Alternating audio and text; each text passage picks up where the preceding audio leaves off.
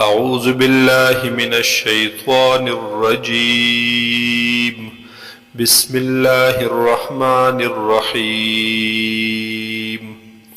عبس وتولى أن جاءه الأعمى.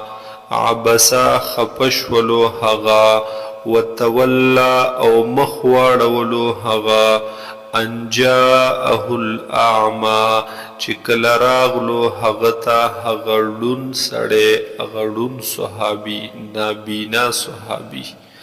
وما يدريك لعله يزكى، او سسیز پوهه درکړې د تا ته، لعله يزكى شاید چې دغه نابینا سړی يزكى ځان پاکوي، ځان صفا کوي. او یذکرو یا قبول کی دے نصیحت، واخلی دے نصیحت. فتنفعه الذکرى نو پس نفع باور کی، پیدا باور کی دتا نصیحت.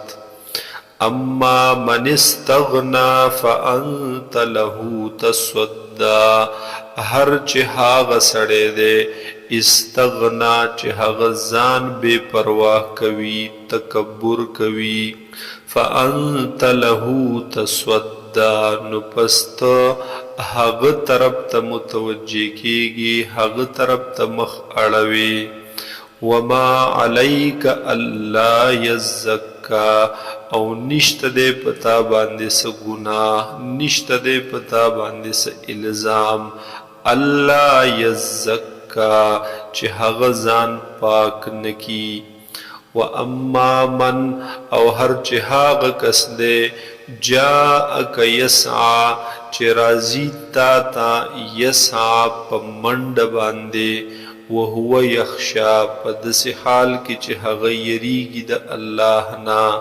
فانت عنه تلهى نو پس ته د هغه نه هغه بے توجهی کوي، د هغه نه غفلت کوي. کلا هرگز داسې نه د پکار، انها بیشک دا قرآن پاک تذکرة نصیحت دے. فمن شاء ذکرہ پس د چا چې خوښ شي نو هغه د یاد کی دی لرا، یا د چا چې خوښ شي نو هغه د قبول کی دی قرآن پاک لرا. فی صحف مکرمت دے دا قرآن پاک یا دی دا آیتون دا قرآن پاغی صحیفو عزت مندو کے، مرفوعات متوہرہ او دی دا پاغی صحیفو اچتو او پاکو کے. بی ایدی سفرا او دیدا پا اغی لاسونو د لکونکو کے، پا لاسونو د اغی سفیرانو کے چه ملائک دی یا غی لکون کی پرشتے. کرامن بررا کرامن چه دیدغ پرشتے عزت مندی، عزتن والا. بررا او نیک کردارا، نیکانے.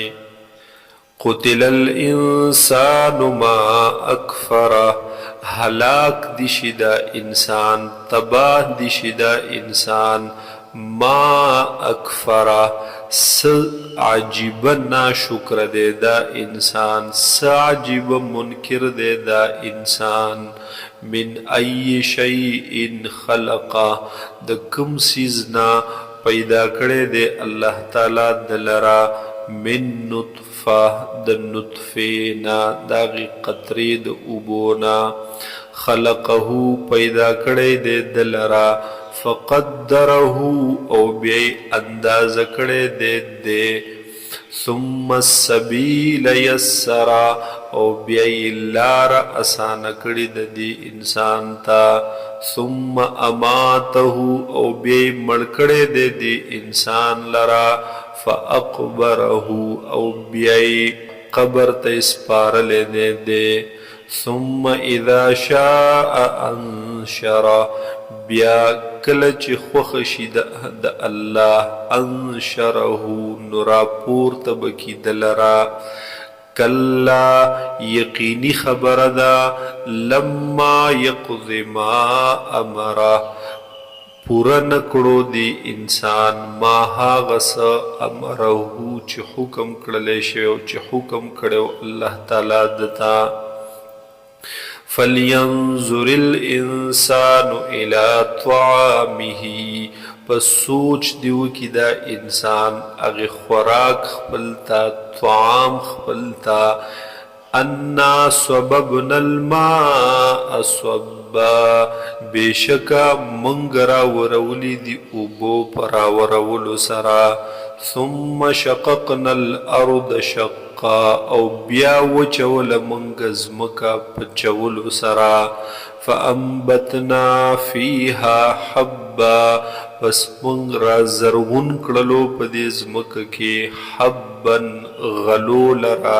دانو لرا وعنبا او انګور لرا وقضبا او ترکاریان لرا سبزو لرا وزیتون ونخلا او زیتون خونان لرا او کجور لرا وحدائق غلبا او باغون گر گن باغونا وفاکهتا و ابا او میوی و ابن او گیاگانی متاع لکم دپار د نفع استاسو اے انسانانو ولی انعامکم او دپار د نفع د سارو استاسو فَإِذَا جَاءَتِ الصَّاخَّةُ پس هر کله چې راشي اغه تیز چغا اغه تیز شپیلی یوم یفر